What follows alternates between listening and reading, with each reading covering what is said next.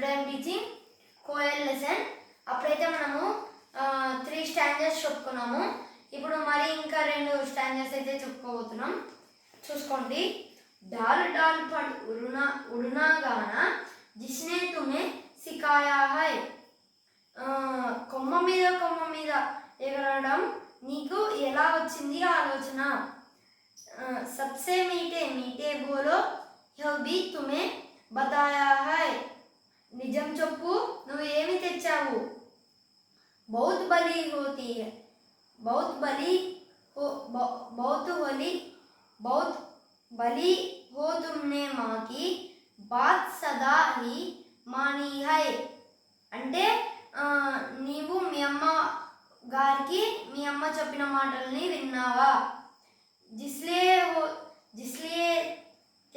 जिसलिए थे तुम कहलाती हो सब चीड़ियों की रानी.